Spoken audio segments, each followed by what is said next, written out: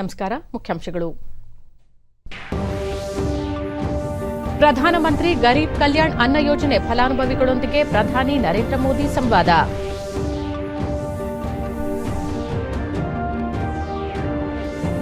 ಬೆಳೆ ವಿಮೆ ಕಂಪನಿ ಸ್ಥಾಪಿಸಲು ರಾಜ್ಯ ಸರ್ಕಾರಗಳಿಗೆ ಅವಕಾಶ. ರೈತರ ಆದಾಯ ದುಪ್ಪಟ್ಟು ಮಾಡುವಲ್ಲಿ ಉತ್ಪನ್ನ ಸಂಘಗಳಿಂದ ಮಹತ್ವದ ಪಾತ್ರ. ಸಚಿವ ಕೈಲಾಶ್ ಚೌಧರಿ. ಪ್ರತಿಪಕ್ಷಗಳ ಅನಗತ್ಯ ಪ್ರತಿಭಟನೆಯಿಂದ ಸದನ ದೇಶಕ್ಕೆ ಮುಜುಗರ. ಎಲ್ಲಾ ವಿಚಾರಗಳ ಬಗ್ಗೆ ಚರ್ಚಿಸಲು ಸರ್ಕಾರ ಸಿದ್ಧ. ಸಚಿವ ಪ್ರಹ್ಲಾದ್ ಜೋಶಿ. ಕೇಂದ್ರೀಯ ಪ್ರೌಢಶಿಕ್ಷಣ ಮಂಡಳಿ ಸಿಬಿಎಸ್ಇಯ 10ನೇ ತರಗತಿ ಫಲಿತಾಂಶ ಪ್ರಕಟ. ಮಂಡಳಿ ಜಾಲತಾಣದಲ್ಲಿ ಫಲಿತಾಂಶ ಲಭ್ಯ.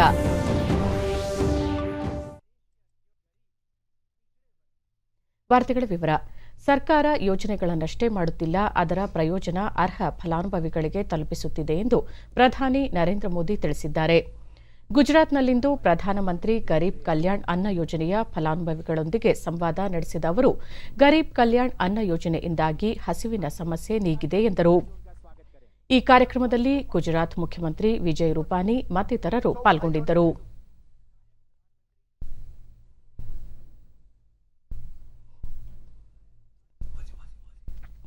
ಪ್ರಧಾನಮಂತ್ರಿ ಗರೀಬ್ ಕಲ್ಯಾಣ್ ಅನ್ನ ಯೋಜನೆ ದೇಶದ ಬಡಜನರಿಗೆ ಆಹಾರ ಭದ್ರತೆ ಒದಗಿಸುವ ಕಲ್ಯಾಣ ಕಾರ್ಯಕ್ರಮವಾಗಿದ್ದು, ಕೋವಿಡ್-19 ಸಾಂಕ್ರಾಮಿಕದಿಂದ ಆರ್ಥಿಕ ಸಂಕಷ್ಟ ಎದುರಿಸುತ್ತಿದ್ದ ಬಡಜನರಿಗೆ ನೆರವಾಗಲು ಪ್ರಧಾನಮಂತ್ರಿ ನರೇಂದ್ರ ಮೋದಿ ಅವರು ಈ ಯೋಜನೆಗೆ ಚಾಲನೆ ನೀಡಿದ್ದರು.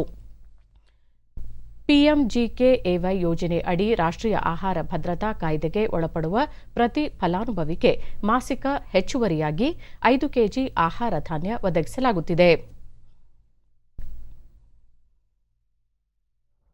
श्रीमान सीआर पाटिल जी पीएम गरीब कल्याण अन्न योजना के सभी लाभार्थी भाइयों और बहनों, बीते वर्षों में गुजरात ने कार्यक्रमದ ನೇರ ಪ್ರಸಾರ.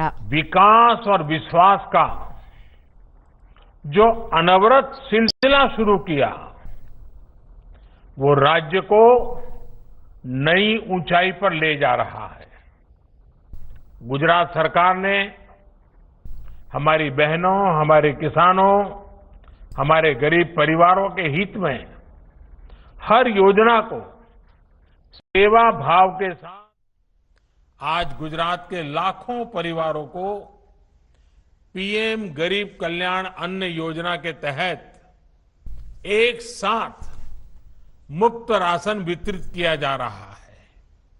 ये मुफ्त राशन वैश्विक महामारी के इस समय में गरीब की चिंता का काम करता है, उनका विश्वास बढ़ाता है. ये योजना आज से प्रारंभ नहीं हो रही है. योजना तो पिछले 1 साल से करीब करीब चल रही है, ताकि इस देश का कोई गरीब भूखा न सो जाए.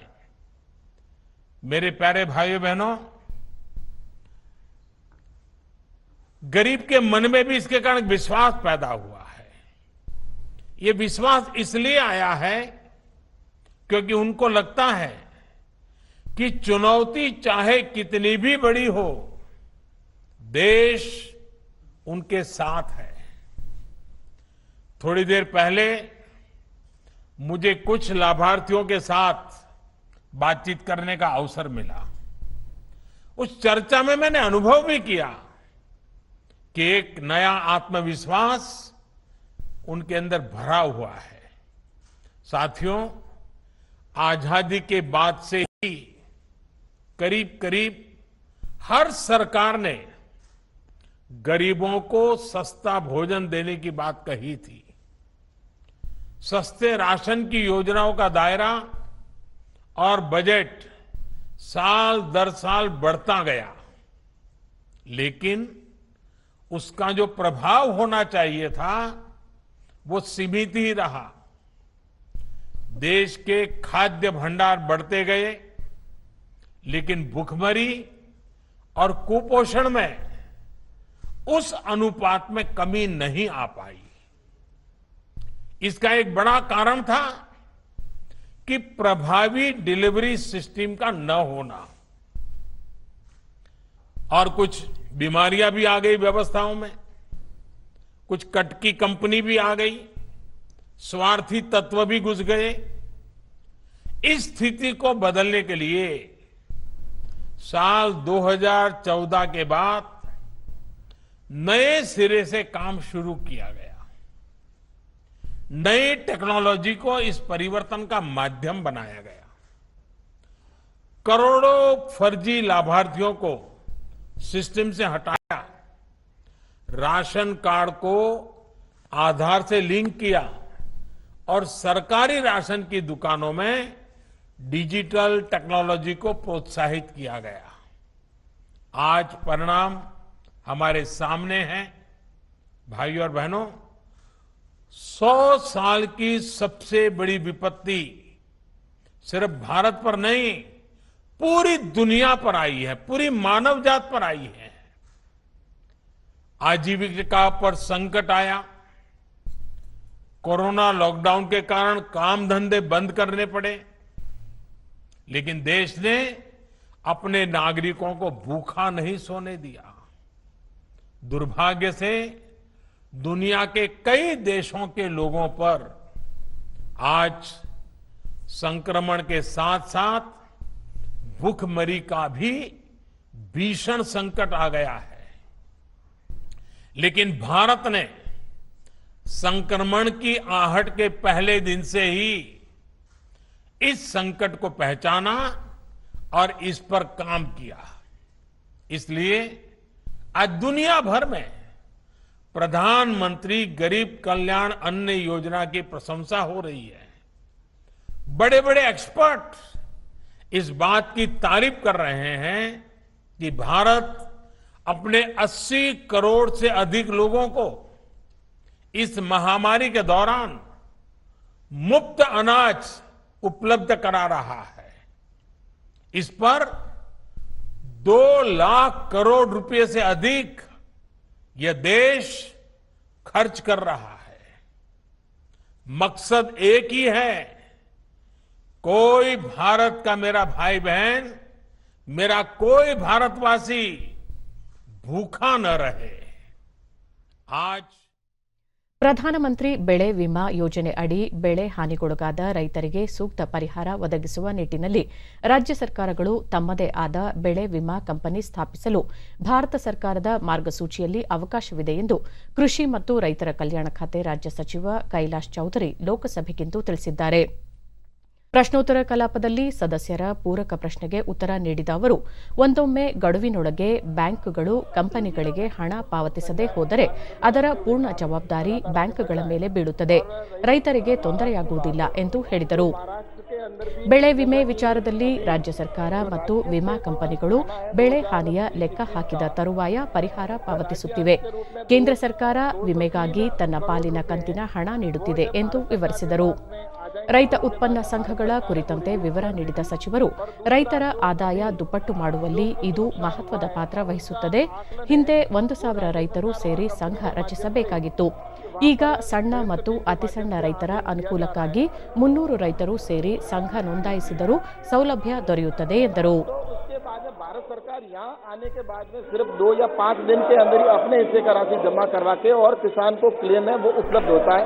तो वहाँ पर इसके मुख्य कारण रहते हैं, राज्य अपने सब्सिडी के अंदर जो का पार्ट है वो नहीं देना होता है। कई बार ये स्थिति होती है, कई बार बैंक के भी डेटा होते हैं वो भी सही नहीं होते, इसकी वजह से ऐसी प्रॉब्लम आती है। लेकिन इसके लिए भारत सरकार हमेशा बीच में पहल करते हुए करती है.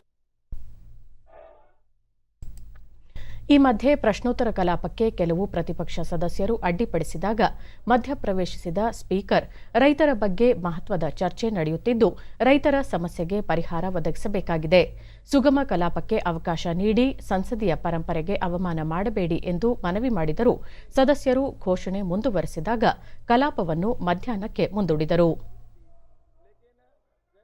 और सीमांत किसानों के लिए इसमें हमने ये प्रावधान किया कि अब 1,000 की जगह 300 किसान हैं, वो अगर समूह बनाकर एफपीओ बनाते हैं तो रजिस्ट्रेशन करवा के उसको सहायता मिलती है।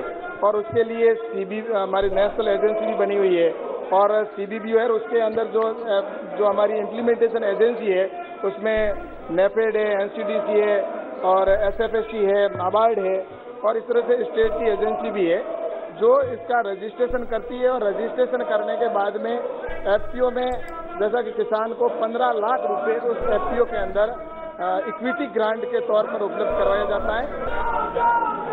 अन्य सदस्यगण आज सदन में ಮತ್ತೆ ಸದನ मैंने किसानों के महत्वपूर्ण मुद्दे लिए। ಮೇಘ್ವಾಲ್ ಮೊದಲಾದವರು मैं चाहता था कि किसानों के मुद्दों पर ಗದ್ದಲ ಮುಂದುವರೆದಾಗ ಕಲಾಪವನ್ನು ಮಧ್ಯಾಹ್ನ 2 ಗಂಟೆಗೆ ಮುಂದೂಡಲಾಯಿತು।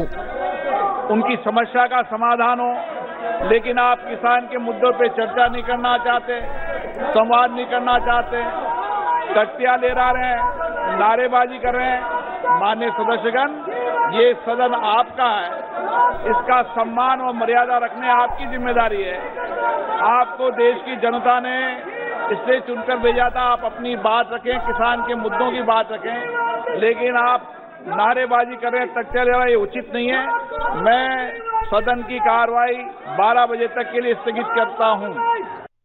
Shri Narayan Swamy for ministry of social justice and empowerment, क्रम संख्या 11 पर Shri Ajay Kumar for ministry of home affairs, क्रम संख्या 12 पर Shri Bhagwanth Khuba for ministry of chemical and fertiliser, and क्रम संख्या 13 पर Sushri Pratima Bhoumik for ministry of social justice and empowerment के जो कागजात हैं आपकी अनुमति से सदन पे पटल पे रखता हूं। बहुत बहुत धन्यवाद। आइटम नंबर 14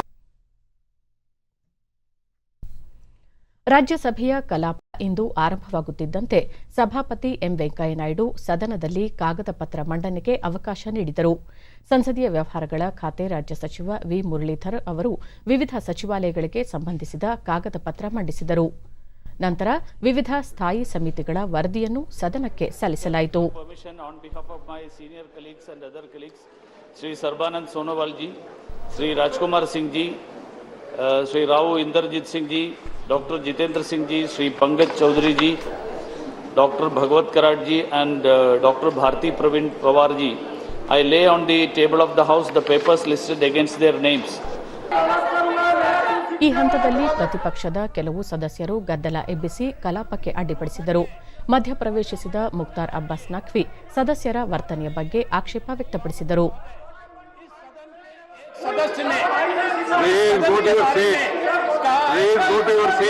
ಸಭಾಪತಿಯವರು ಸದನದ ಬಹುತೇಕ ಸದಸ್ಯರು ಮಹತ್ವದ ವಿಚಾರಗಳ ಬಗ್ಗೆ ಚರ್ಚೆ ನಡೆಸಲು ಬಯಸುತ್ತಾರೆ, ಈ ರೀತಿ ಅಡ್ಡಿಪಡಿಸುವುದು ಸರಿಯಲ್ಲ ಎಂದರು।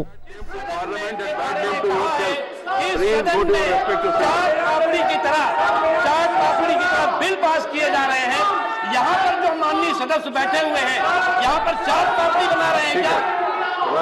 हम उन आपसे अनुरोध करेंगे कि वो ಮಧ್ಯಪ್ರವೇಶಿಸಿದ ಸಂಸದೀಯ ವ್ಯವಹಾರಗಳ ಸಚಿವ ಪ್ರಹ್ಲಾದ್ ಜೋಶಿ ಈಗಾಗಲೇ ಪೆಗಾಸಸ್ ಬಗ್ಗೆ ಮಾಹಿತಿ ತಂತ್ರಜ್ಞಾನ ಸಚಿವರು ಸ್ಪಷ್ಟನೆ ನೀಡಿದ್ದಾರೆ। ಎಲ್ಲ ವಿಧೇಯಕಗಳ ಬಗ್ಗೆ ಮತ್ತು ಎಲ್ಲ ವಿಚಾರಗಳ ಬಗ್ಗೆ ಚರ್ಚೆ ನಡೆಸಲು ಸರ್ಕಾರ ಸಿದ್ಧವಿದೆ। ಒಬ್ಬ ಸದಸ್ಯರು ಸದನಕ್ಕೆ ಮತ್ತು ದೇಶಕ್ಕೆ ಅವಮಾನ ಮಾಡಿದ್ದಾರೆ, ಇದು ದೌರ್ಭಾಗ್ಯ। ಅವರು ದೇಶದ ಮತ್ತು ಸಂಸತ್ತಿನ ಕ್ಷಮೆ ಯಾಚಿಸಬೇಕು ಎಂದು ತಿಳಿಸಿದರು।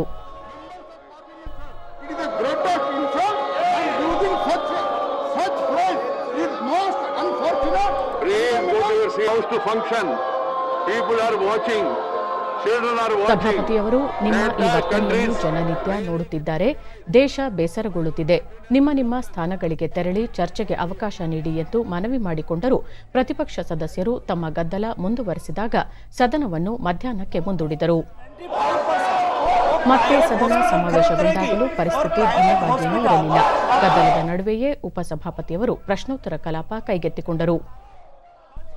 ಆರೋಗ್ಯ ಮತ್ತು ಕುಟುಂಬ ಕಲ್ಯಾಣ ಸಚಿವ ಮನ್ಸುಖ್ ಮಾಂಡವೀಯ ಸದಸ್ಯರ ಪ್ರಶ್ನೆಗೆ ಉತ್ತರ ನೀಡಿ, ಸರ್ಕಾರ ಲಸಿಕಾ ತಯಾರಿಕಾ ಕಂಪನಿಗಳಿಂದ ಉತ್ಪಾದನೆಯಾಗುವ 75% ಲಸಿಕೆ ಖರೀದಿಸಿ ಸರ್ಕಾರಿ ಲಸಿಕಾ ಕೇಂದ್ರಗಳಲ್ಲಿ ಜನರಿಗೆ ಉಚಿತವಾಗಿ ಕೋವಿಡ್ ನಿರೋಧಕ ಲಸಿಕೆ ನೀಡುತ್ತಿದೆ। ಜೊತೆಗೆ ಉಳಿದ 25% ಲಸಿಕೆಯನ್ನು ಉತ್ಪಾದಕರಿಂದ ಖರೀದಿಸುವ ಖಾಸಗಿ ಆಸ್ಪತ್ರೆಗಳು ಹಣ ಪಡೆದು ಲಸಿಕೆ ನೀಡುತ್ತಿವೆ ಎಂದು ತಿಳಿಸಿದರು। ಪ್ರತಿಪಕ್ಷ ಸದಸ್ಯರು ಘೋಷಣೆ ಕೂಗಿ ಕಲಾಪಕ್ಕೆ ನಿರಂತರವಾಗಿ ಅಡ್ಡಿಪಡಿಸಿದರು। सरकार उससे ले रही है और देश के नागरिकों को वैक्सीनेशन लगा रही है, इसलिए प्राइवेट कोटा में 25% देना जरूरी नहीं है। जो प्राइवेट से हॉस्पिटल खरीदे इतना प्राइवेट में ले, बाकी सरकार उससे सप्लाई ले रही है, इसलिए वैक्सीनेशन अच्छी तरह से चल रहा है। Amar Patnaik ji. Thank you, sir. Whether we can do it ourselves. Thank you so much.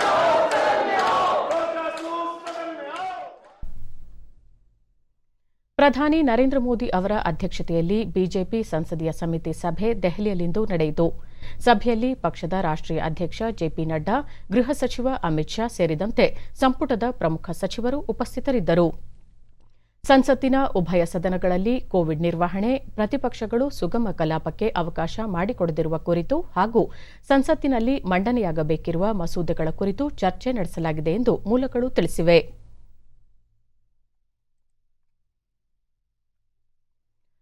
ಕೇಂದ್ರೀಯ ಪ್ರೌಢಶಿಕ್ಷಣ ಮಂಡಳಿ ಸಿಬಿಎಸ್ಇಯ 10ನೇ ತರಗತಿಯ ಫಲಿತಾಂಶ ಇಂದು ಪ್ರಕಟಗೊಂಡಿದೆ. 99.04% ವಿದ್ಯಾರ್ಥಿಗಳು ತೇರ್ಗಡೆ ಹೊಂದಿದ್ದಾರೆ. ಇದು ಕಳೆದ ವರ್ಷಕ್ಕೆ ಹೋಲಿಸಿದರೆ 8% ಹೆಚ್ಚಳವಾಗಿದೆ. ಕಳೆದ ವರ್ಷ 91.46% ವಿದ್ಯಾರ್ಥಿಗಳು ಉತ್ತೀರ್ಣರಾಗಿದ್ದರು. ಕೋವಿಡ್ ಸೋಂಕು ಹರಡುವ ಭೀತಿಯಿಂದಾಗಿ ಪರೀಕ್ಷೆ ನಡೆಸದೆ ಆಂತರಿಕ ಮೌಲ್ಯಮಾಪನದ ಮೂಲಕ ಫಲಿತಾಂಶ ಪ್ರಕಟಿಸಲಾಗಿದೆ. ವಿದ್ಯಾರ್ಥಿಗಳು ಫಲಿತಾಂಶವನ್ನು ಸಿಬಿಎಸ್ಇ ಮಂಡಳಿಯ ಅಧಿಕೃತ ವೆಬ್ಸೈಟ್ cbserisults.nic.in ಹಾಗೂ www.cbse.gov.in ನಲ್ಲಿ ನೋಡಬಹುದು. ಕೇಂದ್ರ ಶಿಕ್ಷಣ ಸಚಿವಾಲಯ ಕೋವಿಡ್ ಸೋಂಕು ಹರಡುವುದನ್ನು ತಪ್ಪಿಸುವ ನಿಟ್ಟಿನಲ್ಲಿ ಸಿಬಿಎಸ್ಇಯ 10 ಮತ್ತು 12ನೇ ಪರೀಕ್ಷೆಗಳನ್ನು ರದ್ದುಪಡಿಸಿತ್ತು. ಈ ಮಧ್ಯೆ ಅಂಕಗಳನ್ನು ಸುಧಾರಿಸಿಕೊಳ್ಳಲು ಪರೀಕ್ಷೆ ಬಯಸಿರುವ 12ನೇ ತರಗತಿ ವಿದ್ಯಾರ್ಥಿಗಳಿಗೆ ಸಿಬಿಎಸ್ಇ ಪರೀಕ್ಷಾ ವೇಳಾಪಟ್ಟಿಯನ್ನು ಬಿಡುಗಡೆ ಮಾಡಿದೆ. ಆಗಸ್ಟ್ 16ರಿಂದ ಸೆಪ್ಟೆಂಬರ್ 15ರವರೆಗೆ ಈ ಪರೀಕ್ಷೆಗಳು ನಡೆಯಲಿವೆ. ಇತ್ತೀಚೆಗೆ ಮಂಡಳಿ ಪ್ರಕಟಿಸಿದ ಫಲಿತಾಂಶದ ಕಂಪಾರ್ಟ್ಮೆಂಟ್ ವಿಭಾಗದಲ್ಲಿ ಉತ್ತೀರ್ಣರಾಗಿದ್ದ ವಿದ್ಯಾರ್ಥಿಗಳು ಪರೀಕ್ಷೆ ಬರೆಯಬಹುದಾಗಿದೆ. ನೋಂದಣಿ ಪೋರ್ಟಲ್ ಅನ್ನು ಶೀಘ್ರದಲ್ಲೇ ಮಂಡಳಿ ವೆಬ್ಸೈಟ್ನಲ್ಲಿ ಪ್ರಕಟಿಸಲಾಗುವುದು. ಇತ್ತೀಚೆಗೆ ಘೋಷಿಸಿದ್ದ ಫಲಿತಾಂಶದ ಆಧಾರದ ಮೇಲೆ ಸುಧಾರಣೆಗೆ ಮತ್ತು ಕಂಪಾರ್ಟ್ಮೆಂಟ್ ಪರೀಕ್ಷೆಗಳಿಗೆ ಹಾಜರಾಗುವ ಅಭ್ಯರ್ಥಿಗಳು ಪೋರ್ಟಲ್ನಲ್ಲಿ ಹೆಸರು ನೋಂದಾಯಿಸಿಕೊಳ್ಳುವಂತೆ ಸಿಬಿಎಸ್ಇ ಮಂಡಳಿ ಹೇಳಿದೆ. ಶಾಸಕರ ಸ್ಥಳೀಯ ಪ್ರದೇಶಾಭಿವೃದ್ಧಿ ಯೋಜನೆ ಅಡಿ ಬಿಡುಗಡೆಯಾಗಿರುವ ಅನುದಾನ ಕಡಿತ ಕುರಿತು ವಿಧಾನ ಪರಿಷತ್ ಸಭಾಪತಿ ಬಸವರಾಜ ಹೊರಟ್ಟಿ ಇಂದು ವಿಧಾನ ಪರಿಷತ್ನ ಎಲ್ಲಾ ಸದಸ್ಯರ ಸಭೆ ಕರೆದಿದ್ದಾರೆ. ವಿಧಾನಸೌಧದಲ್ಲಿಂದು ಮಧ್ಯಾಹ್ನ ನಡೆಯಲಿರುವ ಸಭೆಯಲ್ಲಿ ಆರ್ಥಿಕ ಇಲಾಖೆಯ ಅಪರ ಮುಖ್ಯ ಕಾರ್ಯದರ್ಶಿ, ಯೋಜನಾ ಮತ್ತು ಸಾಂಖ್ಯಿಕ ಇಲಾಖೆಯ ಅಪರ ಮುಖ್ಯ ಕಾರ್ಯದರ್ಶಿಗಳು ಸೇರಿದಂತೆ ವಿವಿಧ ಇಲಾಖೆಗಳ ಅಧಿಕಾರಿಗಳು ಪಾಲ್ಗೊಳ್ಳಲಿದ್ದಾರೆ. ಶಾಸಕರ ಸ್ಥಳೀಯ ಪ್ರದೇಶಾಭಿವೃದ್ಧಿ ಯೋಜನೆ ಅಡಿ 2018-19, 2019-20 ಹಾಗೂ 2020-21ನೇ ಸಾಲಿನಲ್ಲಿ ಸರ್ಕಾರ ಶಾಸಕರಿಗೆ ಪ್ರತಿ ವರ್ಷ ನೀಡಲಾಗುವ 2 ಕೋಟಿ ರೂಪಾಯಿಗಳ ಅನುದಾನವನ್ನು ಕಡಿತಗೊಳಿಸಿದೆ.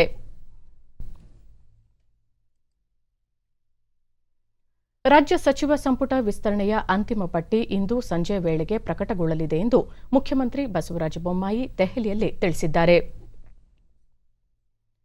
ಮಾಧ್ಯಮಗಳೊಂದಿಗೆ ಅವರು ಸಚಿವ ಸಂಪುಟ ವಿಸ್ತರಣೆ ಕುರಿತು ಕೇಂದ್ರದ ವರಿಷ್ಠರೊಂದಿಗೆ ಎಲ್ಲ ಆಯಾಮಗಳಲ್ಲಿ ಚರ್ಚೆ ನಡೆಸಲಾಗಿದೆ. ವರಿಷ್ಠರು ಸಲಹೆ ಸೂಚನೆಗಳನ್ನು ನೀಡಿದ್ದು ಫಲಪ್ರದ ಚರ್ಚೆ ನಡೆದಿದೆ. ವರಿಷ್ಠರು ಉತ್ತಮ ನಿರ್ಧಾರ ಕೈಗೊಳ್ಳುವ ವಿಶ್ವಾಸವಿದೆ ಎಂದು ತಿಳಿಸಿದರು.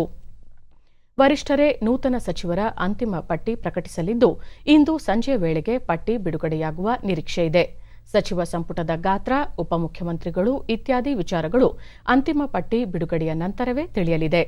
ಪಟ್ಟಿ ಬಿಡುಗಡೆಯ ನಂತರ ರಾಜ್ಯಾಧ್ಯಕ್ಷರೊಂದಿಗೆ ಚರ್ಚಿಸಿ ಪ್ರಮಾಣ ವಚನ ದಿನಾಂಕವನ್ನು ನಿಗದಿಪಡಿಸಲಾಗುವುದು ಎಂದು ತಿಳಿಸಿದರು. ಅದರಲ್ಲಿ ಎಷ್ಟನ್ನ ಮಾಡಬೇಕು, ಅವ್ರು ತೀರ್ಮಾನ ಮಾಡ್ತೀವಿ ಅಂತ ಹೇಳ್ತಾರೆ. ಅದರಿಂದ ನಾಳೆ ಎಷ್ಟು ಜನ ಮಂತ್ರಿಗಳಾಗ್ತಾರೆ ಅನ್ನುವಂಥದ್ದು ಕೂಡ ಗೊತ್ತಾಗ್ತದೆ, ಯಾರಾಗ್ತಾರೆ ಅನ್ನೋದು ಕೂಡ ಗೊತ್ತಾಗ್ತದೆ. ಎಲ್ಲ ವಿಚಾರಗಳನ್ನು ಅವ್ರು ಏನು ಹೇಳ್ತೀವಿ ಅದನ್ನು ಅವರು ಬಹುತೇಕವಾಗಿ ಇನ್ನೊಂದು ರೌಂಡ್ ಚರ್ಚೆ ಮಾಡಿ ಫೈನಲ್ ಮಾಡ್ತಾರೆ. ಫೈನಲ್ ಮಾಡಿದಾಗ ನಂಬರ್ ಕೂಡ ಗೊತ್ತಾಗ್ತದೆ. ಯಾಕಂದರೆ ನಾವು ಬೇರೆ ಬೇರೆ ರೀಜನ್ನು ಮತ್ತು ಸಾಮಾಜಿಕವಾಗಿ ಸಮತೋಲನ ಮಾಡುವಂಥದ್ದು ಹಲವಾರು ವಿಚಾರಗಳು ಚರ್ಚೆ ಆಗಿದೆ.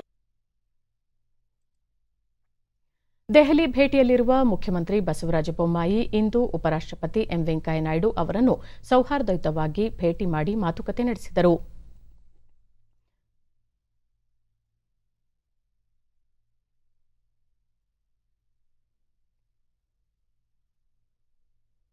ಇದೇ ವೇಳೆ ರಾಜ್ಯ ಬಿಜೆಪಿ ಉಸ್ತುವಾರಿ ಅರುಣ್ ಸಿಂಗ್ ಅವರನ್ನು ಸಹ ಮುಖ್ಯಮಂತ್ರಿ ಭೇಟಿಯಾಗಿ ಮಾತುಕತೆ ನಡೆಸಿದರು. ಸಂಪುಟ ವಿಸ್ತರಣೆಯ ಸಂಬಂಧ ಬಸವರಾಜ ಬೊಮ್ಮಾಯಿ ಅವರು ದೆಹಲಿ ಪ್ರವಾಸದಲ್ಲಿದ್ದಾರೆ.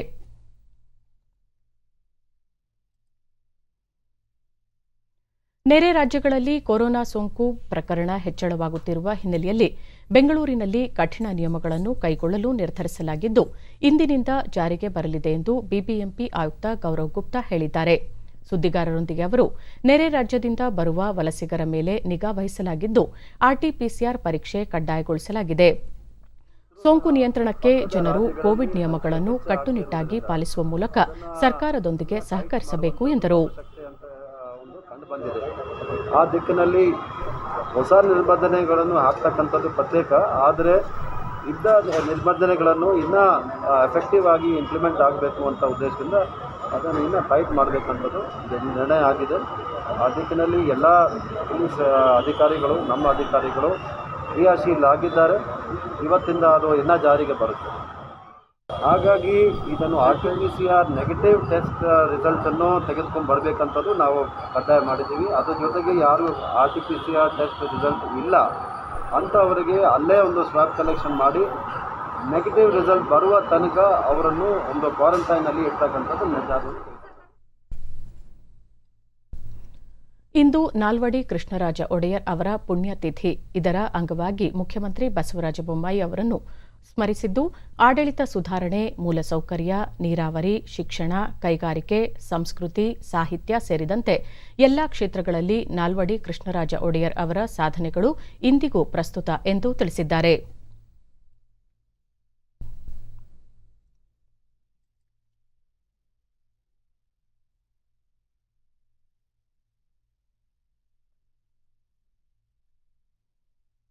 ದೇಶದಲ್ಲಿ ಕಳೆದ 24 ಗಂಟೆಗಳಲ್ಲಿ 30,549 ಹೊಸ ಕೊರೋನಾ ಸೋಂಕು ಪ್ರಕರಣಗಳು ದಾಖಲಾಗಿದೆ.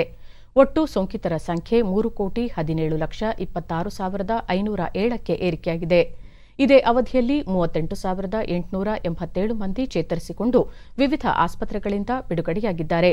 ಇದರೊಂದಿಗೆ ಒಟ್ಟಾರೆ ಗುಣಮುಖರಾದವರ ಸಂಖ್ಯೆ 3,96,354ಕ್ಕೆ ಹೆಚ್ಚಳವಾಗಿದೆ. ಚೇತರಿಕೆಯ ಪ್ರಮಾಣ 97.38%. ಒಟ್ಟು 4,04,958 ಸಕ್ರಿಯ ಪ್ರಕರಣಗಳಿವೆ. ಒಟ್ಟಾರೆ 4,25,195 ಮಂದಿ ಸಾವಿಗೀಡಾದಂತಾಗಿದೆ. ಇದು 1.34%.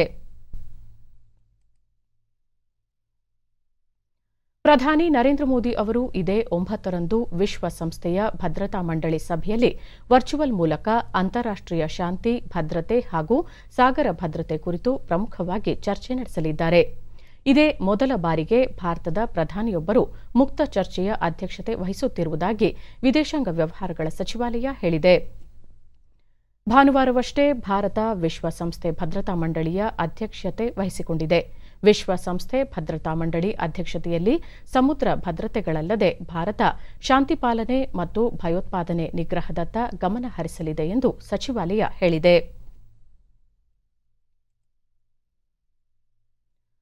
ಅಂಡಮಾನ್ ಮತ್ತು ನಿಕೋಬಾರ್ ದ್ವೀಪದ ಪೋರ್ಟ್ ಬ್ಲೇರ್ನಲ್ಲಿಂದು ಭೂಕಂಪ ಸಂಭವಿಸಿದೆ. ರಿಕ್ಟರ್ ಮಾಪಕದಲ್ಲಿ ಇದು 4.3ರಷ್ಟು ತೀವ್ರತೆ ದಾಖಲಾಗಿದ್ದು, ಬೆಳಗ್ಗೆ 6:30 ಗಂಟೆ ಸುಮಾರಿನಲ್ಲಿ ಈ ಕಂಪನ ಸಂಭವಿಸಿದೆ. ಆದರೆ ಯಾವುದೇ ಹಾನಿಯಾಗಿರುವ ಬಗ್ಗೆ ವರದಿಯಾಗಿಲ್ಲ ಎಂದು ಮೂಲಗಳು ತಿಳಿಸಿವೆ.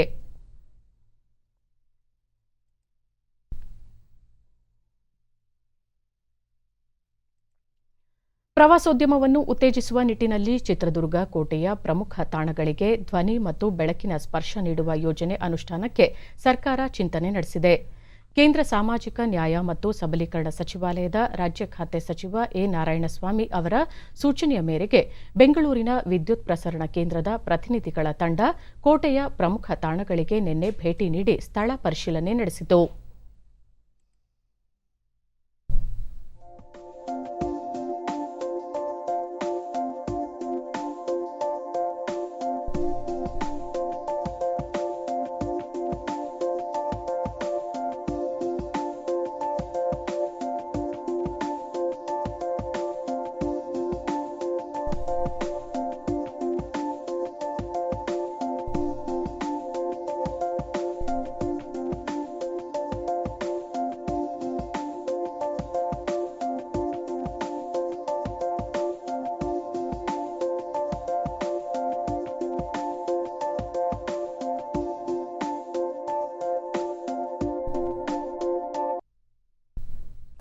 ನಾವು ದೇಶದ ಬೇರೆ ಬೇರೆ ಭಾಗಗಳಲ್ಲಿ ವಿದ್ಯುತ್ ಪ್ರಸರಣ ಗುಜರಾತ್ ಕೇಂದ್ರದ ಯೋಜನಾಧಿಕಾರಿ ರಾಹುಲ್ ಧಾರವಾಡ್ಕರ್ ಕೋಟೆಯಲ್ಲಿ ಲೇಸರ್ ರೂಪದ ಧ್ವನಿ ಬೆಳಕಿನ ವ್ಯವಸ್ಥೆ ಮಾಡುವುದರಿಂದ ಚಿತ್ರದುರ್ಗ ಕೋಟೆಯ ಇತಿಹಾಸವನ್ನು ಇನ್ನಷ್ಟು ವರ್ಣರಂಜಿತವಾಗಿ ತಿಳಿಸಲು ಅನುಕೂಲವಾಗಲಿದೆ ಎಂದರು.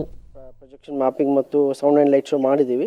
ಸೊ ಅದೇ ರೀತಿ ಬೇರೆ ಬೇರೆ ಭಾಗಗಳಲ್ಲಿ ದಿಲ್ಲಿ, ಹರಿಯಾಣ, ಪಂಜಾಬ್ ಇದೆಲ್ಲ ಮಾಡಿದ್ದೀವಿ. ಸೊ ಅದೇ ರೀತಿ ನಮ್ಮ ಈ ಚಿತ್ರದುರ್ಗದಲ್ಲಿ ಇವಾಗ ಕೋಟೆ ಮತ್ತು ಕೋಟೆಯ ಏನು ಆರ್ಕಿಯಾಲಜಿಕಲ್ ಸರ್ವೆ ಇದೇನು ಸಂರಕ್ಷಿತಪಟ್ಟಂಥ ಒಂದು ಪ್ರದೇಶ ಇದೆ, ಈ ಜಾಗದಲ್ಲೂ ಸಹಿತ ನಾವು ಒಂದು ವಿಶೇಷ ರೀತಿಯಿಂದ ಲೈಟಿಂಗ್ ಮತ್ತು 3D ಪ್ರೊಜೆಕ್ಷನ್ ಮ್ಯಾಪಿಂಗ್ ಮಾಡಬೇಕು ಅಂತ ಇಲ್ಲಿ ಲೈಟಿಂಗ್ ಮತ್ತು ಸುಸಜ್ಜಿತ ಲೇಸರ್ ಮತ್ತು ಸಾಧ್ಯವಾದರೆ ಆಕ್ವಾ ಸ್ಕ್ರೀನ್ ಪ್ರೊಜೆಕ್ಷನ್ ಮಾಡಬೇಕು ಅಂತ ನಾವು ಪ್ಲಾನ್ ಮಾಡ್ತಾ ಇದ್ದೀವಿ. ಇವಾಗ ನಾವು ಇಡಿಸಿ ನಿರ್ದೇಶಕ ಶಶಿಕುಮಾರ್ ಕೇಂದ್ರ ಸಚಿವರ ಸೂಚನೆಯ ಮೇರೆಗೆ ಕೋಟೆಯ ಸರ್ವೆ ಕಾರ್ಯ ನಡೆಸಲಾಗಿದ್ದು ಪ್ರವಾಸೋದ್ಯಮವನ್ನು ಉತ್ತೇಜಿಸಲು ಇದು ಸಹಕಾರಿಯಾಗಲಿದೆ ಎಂದರು. Develop the tourism potential of this place and also talk about the historicity of this place and the great kingdoms which rule this place. Our idea is to develop this site and make it world class for tourists to come and enjoy and also for the local population to come and experience this place.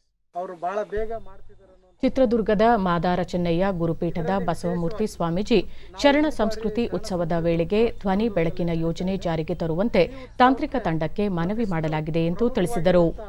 Laser show ಮತ್ತೆ LED lighting ಮತ್ತೆ 3D projection mapping ಈ ಮೂರು ತುರ್ತಾಗಿ ಶರಣ ಸಂಸ್ಕೃತಿ ಉತ್ಸವಕ್ಕೆ ವ್ಯವಸ್ಥೆ ಆಗಬೇಕನ್ನೋಂಥ ಒಂದು ನಿಟ್ಟಿನಲ್ಲಿ ಈಗ ಕಂಪ್ನಿಯವ್ರ ಜೊತೆ ಮಾತುಕತೆ ಮಾಡಿದ್ವಿ. ಅವರು ಅದನ್ನು ಮೂರು ಈ ವಿಧದ ವ್ಯವಸ್ಥೆಯನ್ನು ಶರಣ ಸಂಸ್ಕೃತಿ ಉತ್ಸವಕ್ಕೆ ಆರಂಭ ಮಾಡೋದಕ್ಕೆ ಅವರು ಈಗಾಗಲೇ ಒಪ್ಪಿಕೊಂಡಿದ್ದಾರೆ. ಕೇಂದ್ರ ಗೃಹ ಸಚಿವಾಲಯದ ಸಂಸದೀಯ ಸ್ಥಾಯಿ ಸಮಿತಿ ಇಲಾಖೆಗೆ ಸಂಬಂಧಿಸಿದ ಅಧ್ಯಯನಕ್ಕಾಗಿ ಕೇಂದ್ರಾಡಳಿತ ಪ್ರದೇಶಗಳಾದ ಲಡಾಖ್ ಮತ್ತು ಜಮ್ಮು ಕಾಶ್ಮೀರಕ್ಕೆ ಇದೇ 17ರಿಂದ 21ರವರೆಗೆ ಭೇಟಿ ನೀಡಲಿದೆ. ಆಡಳಿತಾಭಿವೃದ್ಧಿ ಮತ್ತು ಕೇಂದ್ರಾಡಳಿತ ಪ್ರದೇಶಗಳಲ್ಲಿ ಜನರ ಕಲ್ಯಾಣ ಕುರಿತ ಮೌಲ್ಯಮಾಪನ ನಡೆಸುವ ಸಂಬಂಧ ಸಂಸದೀಯ ಸ್ಥಾಯಿ ಸಮಿತಿ ಲೇಹ್, ಶ್ರೀನಗರ ಮತ್ತು ಜಮ್ಮುವಿಗೆ ಇದೇ 17ರಿಂದ ಭೇಟಿ ನೀಡಲಿದೆ ಎಂದು ಮೂಲಗಳು ತಿಳಿಸಿವೆ. ಇಂಡೋ ಟಿಬೇಟಿಯನ್ ಗಡಿ ಪೊಲೀಸ್, ಕೇಂದ್ರ ಮೀಸಲು ಪೊಲೀಸ್ ಪಡೆ ಮತ್ತು ಗಡಿ ಭದ್ರತಾ ಪಡೆಗಳ ಕಾರ್ಯ ಸ್ಥಿತಿಗತಿ ಕುರಿತು ಸಮಿತಿ ಪರಿಶೀಲನೆ ನಡೆಸಲಿದೆ. ಪ್ರಧಾನಿ ನರೇಂದ್ರ ಮೋದಿ ಅವರು ಜಮ್ಮು ಕಾಶ್ಮೀರದ ಪ್ರಮುಖ ನಾಯಕರನ್ನು ಭೇಟಿ ಮಾಡಿದ ಸುಮಾರು 2 ತಿಂಗಳ ನಂತರ ಅಧಿಕಾರಿಗಳ ತಂಡ ಈ ಭೇಟಿ ನೀಡುತ್ತಿದೆ. ಭಾರತ ಮತ್ತು ಇಂಗ್ಲೆಂಡ್ ನಡುವಿನ 5 ಪಂದ್ಯಗಳ ಟೆಸ್ಟ್ ಕ್ರಿಕೆಟ್ ಸರಣಿಯ ಮೊದಲ ಪಂದ್ಯ ನಾಳೆ ನಾಟಿಂಗ್ಹ್ಯಾಮ್ನಲ್ಲಿ ಆರಂಭವಾಗಲಿದೆ. ಪಂದ್ಯ ಭಾರತೀಯ ಕಾಲಮಾನ ಮಧ್ಯಾಹ್ನ 3:30ಕ್ಕೆ ಶುರುವಾಗಲಿದೆ. ಈ ಮಧ್ಯೆ ಅಭ್ಯಾಸದ ವೇಳೆ ತಲೆಗೆ ಪೆಟ್ಟು ಮಾಡಿಕೊಂಡಿರುವ ಆರಂಭಿಕ ಬ್ಯಾಟ್ಸ್ಮನ್ ಮಯಾಂಕ್ ಅಗರ್ವಾಲ್ ಮೊದಲ ಟೆಸ್ಟ್ ಪಂದ್ಯಕ್ಕೆ ಅಲಭ್ಯರಾಗಿದ್ದಾರೆ. ಹೀಗಾಗಿ ಕೆಎಲ್ ರಾಹುಲ್ ಹಿರಿಯ ಬ್ಯಾಟ್ಸ್ಮನ್ ರೋಹಿತ್ ಶರ್ಮಾ ಜೊತೆ ಇನ್ನಿಂಗ್ಸ್ ಆರಂಭಿಸುವ ಸಾಧ್ಯತೆ ಇದೆ. ಉಭಯ ತಂಡಗಳು ಎರಡನೇ ಪಂದ್ಯ ಇದೇ 12ರಿಂದ 16ರವರೆಗೆ ಲಂಡನ್ನ ಲಾರ್ಡ್ಸ್ನಲ್ಲಿ, ಮೂರನೇ ಪಂದ್ಯ ಲೀಡ್ಸ್ನ ಹೆಡ್ಡಿಂಗ್ಲೆ ಇದೇ 25ರಿಂದ 29ರವರೆಗೆ ನಡೆಯಲಿದೆ. ನಾಲ್ಕನೇ ಪಂದ್ಯ ಸೆಪ್ಟೆಂಬರ್ 2ರಿಂದ 6ರವರೆಗೆ ಲಂಡನ್ನಲ್ಲಿ ಹಾಗೂ ಸೆಪ್ಟೆಂಬರ್ 10ರಿಂದ 14ರವರೆಗೆ 5ನೇ ಹಾಗೂ ಕೊನೆಯ ಪಂದ್ಯ ಮ್ಯಾಂಚೆಸ್ಟರ್ನಲ್ಲಿ ಜರುಗಲಿದೆ. ಕೊನೆಯಲ್ಲಿ ಮತ್ತೊಮ್ಮೆ ಮುಖ್ಯಾಂಶಗಳು. ಪ್ರಧಾನಮಂತ್ರಿ ಗರೀಬ್ ಕಲ್ಯಾಣ್ ಅನ್ನ ಯೋಜನೆ ಫಲಾನುಭವಿಗಳೊಂದಿಗೆ ಪ್ರಧಾನಿ ನರೇಂದ್ರ ಮೋದಿ ಸಂವಾದ.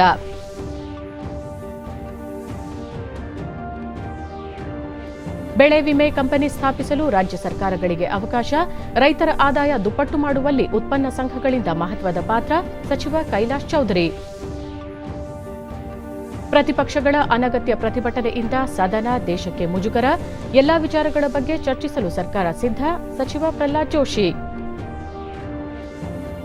ಕೇಂದ್ರೀಯ ಪ್ರೌಢಶಿಕ್ಷಣ ಮಂಡಳಿ ಸಿಬಿಎಸ್ಇಯ 10ನೇ ತರಗತಿ ಫಲಿತಾಂಶ ಪ್ರಕಟ, ಮಂಡಳಿಯ ಜಾಲತಾಣದಲ್ಲಿ ಫಲಿತಾಂಶ ಲಭ್ಯ.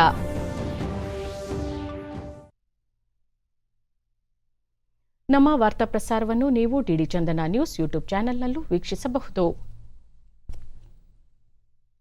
ವೀಕ್ಷಕರೇ, ಈಗ ನಾನು ಸ್ಟುಡಿಯೋದಿಂದ ತೆರಳುತ್ತಿರುವ ಕಾರಣ ಮಾಸ್ಕ್ ಧರಿಸುತ್ತಿದ್ದೇನೆ. ನೀವು ಸಹ ಮನೆಯಿಂದ ಹೊರಹೋಗುವ ಮುನ್ನ ಸರಿಯಾದ ಕ್ರಮದಲ್ಲಿ ತಪ್ಪದೆ ಮಾಸ್ಕ್ ಧರಿಸಿ. ವ್ಯಕ್ತಿಗತ ಅಂತರ ಕಾಪಾಡಿಕೊಳ್ಳುವುದರೊಂದಿಗೆ ನೀವು ಸುರಕ್ಷಿತವಾಗಿರಿ, ನಿಮ್ಮವರನ್ನು ಸುರಕ್ಷಿತವಾಗಿರಿಸಿ. ನೈರ್ಮಲ್ಯಕ್ಕೆ ಆದ್ಯತೆ ನೀಡುವುದರ ಜೊತೆಗೆ ಸೋಂಕು ತಡೆಗೆ ಕೋವಿಡ್-19 ಲಸಿಕೆ ಪಡೆಯುವುದು ಅಗತ್ಯ. ನಮ್ಮ ಮುಂದಿನ ವಾರ್ತಾ ಪ್ರಸಾರ ಸಂಜೆ 4:30 ನಮಸ್ಕಾರ.